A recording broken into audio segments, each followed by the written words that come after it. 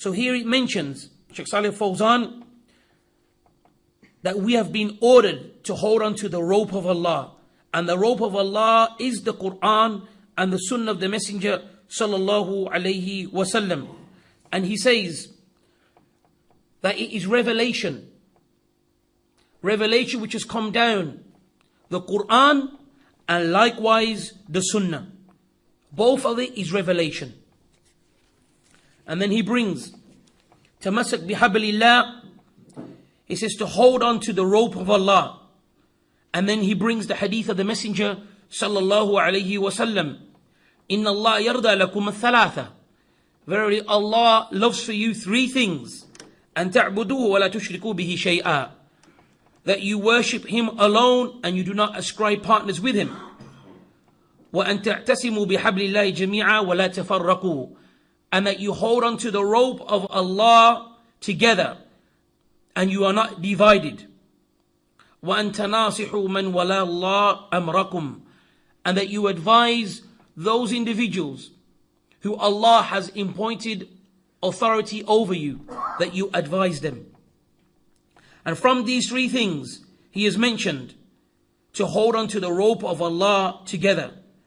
And then he says, because holding on to the rope of Allah will stop the splitting. And will stop the differences. Because not holding on to the rope of Allah, not holding on to the way of Allah and His Messenger is the reasons for splitting. This is the reasons for the splitting. And then he mentions this is the way of Ahl al-Kitab. Ahl al-Kitab, this is their way and this is why they split and had their differences. As Allah has mentioned in the Quran, He brings the verse, وَلَا تَكُونُوا كَالَّذِينَ تَفَرَّقُوا وَاخْتَلَفُوا مِنْ بَعْدِ مَا جَاءَهُمُ الْبَيِّنَةُ وَأُولَٰئِكَ لَهُمْ عَذَابٌ عَظِيمٌ. He mentions, and do not be like those who split and differed after the guidance came to them. The clear guidance came to them, and verily they have a severe and great punishment. So he mentions هذه الطريقة أهل الكتاب لأنهم تركوا كتاب ربهم فتفرقوا.